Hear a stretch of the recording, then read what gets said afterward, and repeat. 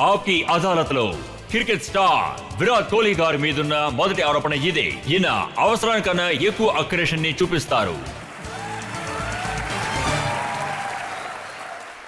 విరాట్, మీరు మైదానంలోకి దిగినప్పుడు అక్కడున్న బౌలర్స్ కి వాళ్ల గుండె చాలా గట్టిగా కొట్టుకుంటుంది. నాకు గుర్తుంది, శ్రీలంకలో మీరు ఎంత అద్భుతంగా కొట్టి ఎరగదీశారంటే వాళ్ళు ఎప్పటిగా చూసి భయపడుతున్నారు. అంటే సార్, నాకు ఫీల్డ్లోకి వెళ్ళేటప్పుడు బాగా పర్ఫామ్ చెయ్యాలని ఆశ ఉంటుంది. దాంతోపాటు యాటిట్యూడ్ ఉండడం చాలా ముఖ్యం కదా. క్రికెట్ ఫీల్డ్లో మనం సక్సీడ్ అవ్వాలంటే ఖచ్చితంగా ఇది నేను నమ్ముతాను. ఒకవేళ మీ యాటిట్యూడ్ బావుంది అంటే మీరు ఏ సిచ్యువేషన్ అయినా హ్యాండిల్ చేయగలరు. ఆ విషయాన్ని నేను పూర్తిగా నమ్ముతాను. మీది చాలా అగ్రెసివ్ యాటిట్యూడ్. దీనివల్ల మిగతా వాళ్ళకి ఎఫెక్ట్ అవుతుందని నిజమేనా? మీరు సయ్యద్ అజ్మల్ గారి బాల్ ని ఎంత అద్భుతంగా చితక్కొట్టారంటే ఆయనకి రాత్రిపూట పీడకల్లో వస్తున్నాయని నేను విన్నాను.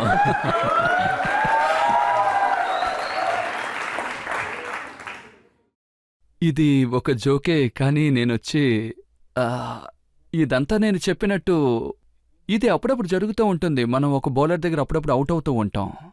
సో ఆ రోజు నాకు టైం బాగుంది. నేను ఆ రోజు బాగా రోజు బాగుంది, ఆయనకి బాగాలేదు అంతే. అవును, ఇప్పుడు చెప్పారు, అది కరెక్ట్. ఆస్ట్రేలియాలో ఇండియన్ ప్లేయర్స్ అందరి టైం బాగాలేనప్పుడు ప్రతిరోజు వాళ్ళు అవుట్ అవుతూనే ఉన్నారు. మీరు మాత్రం ఎలా సెంచరీస్ కొట్టగలిగారు? గొప్ప గొప్ప సీనియర్స్ కూడా కొట్టలేకపోయారు. అవును సార్, అది టీంకి చాలా టఫ్ అయిన ఒక టైం.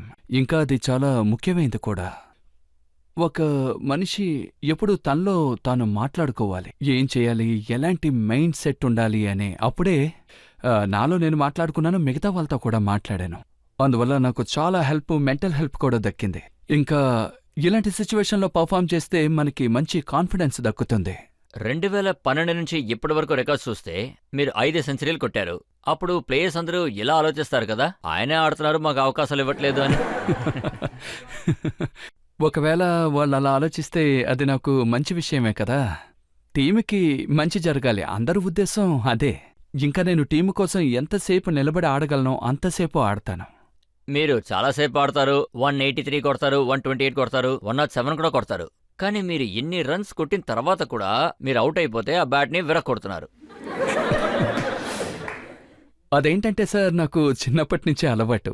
అదేంటంటే నాకు క్రికెట్ ఆడడం ప్యాషన్ కాబట్టి అవుట్ అవడం అంటే నాకు అస్సలు నచ్చదు. ఎప్పుడూ చక్కగా పర్ఫామ్ చేయాలనుకుంటా. అందువల్ల నాకు 100కి ముందు గాని అలాగే 0కి గాని అవుట్ అవడం నాకేమాత్రం ఇష్టం ఉండదు. నేను ఎప్పుడూ టీంను గెలిపించడం కోసం ప్రయత్నిస్తూనే ఉంటా. ఒకవేళ అలా జరగకపోతే నాకు కోపం వస్తుంది, బ్యాట్ విరగ్గొట్టేస్తా. మీకు కొంచెమే కోపం వస్తుందా? నేనేం విన్నానంటే కోపం వస్తే మీరు బూతులు మాట్లాడతారట.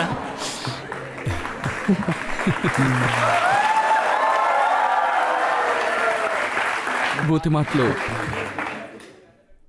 నా నోటముట 2-3 సార్లు వచ్చేసాయి సార్. అది మంచిది కాదు, అయినప్పటికీ కొద్దేళ్ళగా ప్రయత్నిస్తున్నాను. కూల్గా ఉండాలి, చాలా కంట్రోల్గా ఉండాలని. అగ్రెసివ్లో కాదు, కానీ బిహేవియర్లో కొంచెం కంట్రోల్గా ఉండాలని. ఓవర్ ద టాప్ రావాలంటే కంట్రోల్. ఎవరిని తిడతారు? తెలీదు సార్, వస్తుంది, ఆటోమేటిక్గా వస్తుంది. అది ఒకరి మీద కాదు, అందరి మీద వస్తుంది. ఇది కూడా మీకు చిన్నప్పటి నుంచి అలవాటా లేదా ఇప్పుడేనా? కాదు సార్,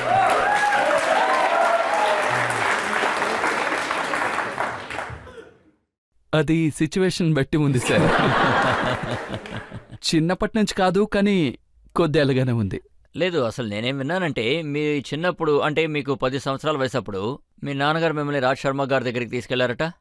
ఆయన కూడా కోపం చాలా ఎక్కువ, అలాగే మీరు బ్యాట్ విరక్కొట్టేసేవారట. అంటే మీరు ఎన్ని బ్యాట్లు విరక్కొట్టారంటే వింటర్లో చలి ఎక్కువైందంటే మీరు ఆ విరిగిపోయిన బ్యాట్స్కి మంట పెట్టేవారట. అవును, నేను చాలా బ్యాట్లు విరగొట్టాను. నేను చెప్పినట్టుగా నాకు చిన్నప్పటి నుంచే అలవాటు.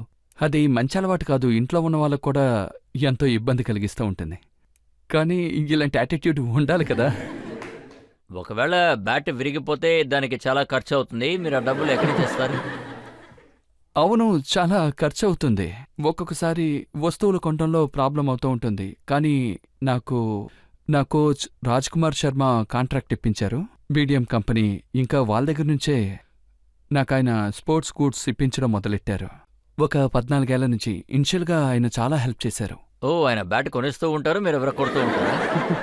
అబే కాదు. ఓసారి ఆయన చెప్పారు సంవత్సరానికి 2 బ్యాట్లే ఇప్పించగలను అని. ఆ తర్వాత నుంచి నేను చాలా కేర్ఫుల్గా ఉండడం మొదలెట్టాను. బ్యాట్లు విరగొట్టడం మానేశాను.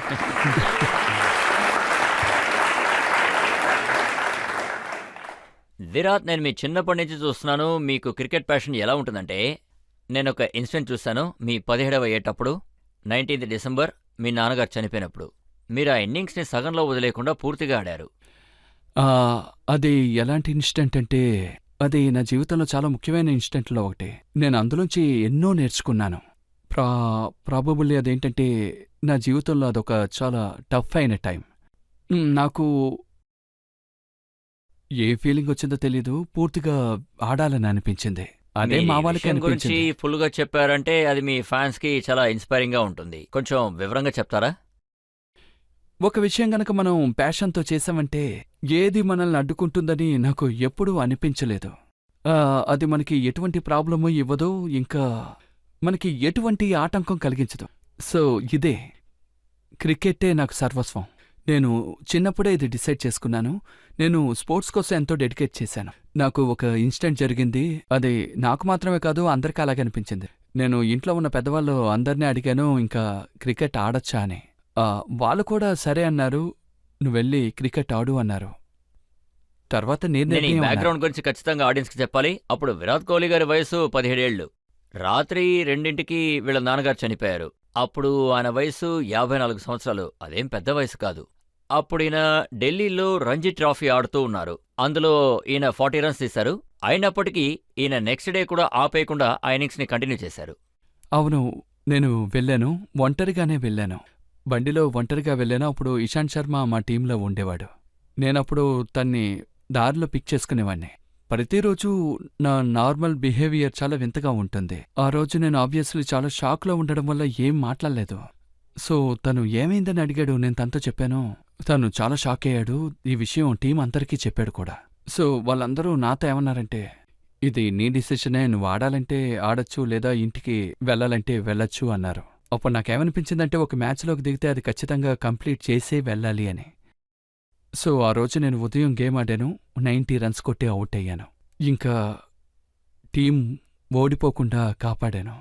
ఆ రోజు నేను లైఫ్లో ఎన్నో నేర్చుకున్నాను అని చెప్పచ్చు. ఒకవేళ మనం ఎందులోనైనా డెడికేటెడ్గా ఉంటే అప్పుడు ఫుల్లీ డెడికేటెడ్గా ఉండాలి. ఏ విషయం మనల్ని డిస్ట్రాక్ట్ చేయకుండా చూసుకోవాలి. ఇది క్రికెట్ హిస్టరీలోనే ఒక రేర్ ఎగ్జాంపుల్గా ఉంటుంది విరాట్. ఒక 17 సంవత్సరాల కుర్రాడు వాళ్ళ నాన్నగారు చనిపోయిన తర్వాత గేమ్ ఆడి 90 స్కోర్ చేశారు.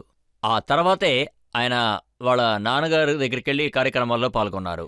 అవును, మ్యాచ్ పూర్తయిన తర్వాత నేను ఫ్యూనరల్కి వెళ్ళాను. అప్పుడు నాకు ఆ రోజంతా ఏం జరిగిందో అర్థం కాలేదు. అప్పుడు నేను క్రికెట్ ఆడేటప్పుడే సెన్స్లో ఉన్నాను.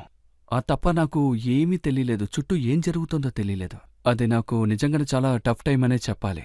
ఇంకా దాని గురించి ఇప్పటికీ నేను ఆలోచిస్తూ ఉంటే మంచి కాన్ఫిడెన్స్ వస్తూ ఉంటుంది. ఏదైనా కష్టమైన సిచ్యువేషన్లో ఇరుక్కుంటే ఆ ఇన్స్టెంట్ తలుచుకుంటూ ఉంటాను. ఆ టఫెస్ట్ ఇన్స్టెంట్ని నేను ఎలా హ్యాండిల్ చేశాను అని, దానివల్ల నాకు ఏ స్ట్రెంత్ దక్కిందని. ఖచ్చితంగా మీరు చాలా మంచి విషయం చెప్పారు. మీ జీవితంలో చాలా డిఫికల్ట్ సిచ్యువేషన్ని మీరు హ్యాండిల్ చేశారు. ఇప్పుడు నాకేమనిపిస్తుంది, ఈ దేశానికి ఎలాంటి కష్టమైన సిచ్యువేషన్ వచ్చినా విరాట్ కోహ్లీ దానికి హెల్ప్ చేస్తారు అని. హోప్ఫుల్లీ నేను చేయగలను.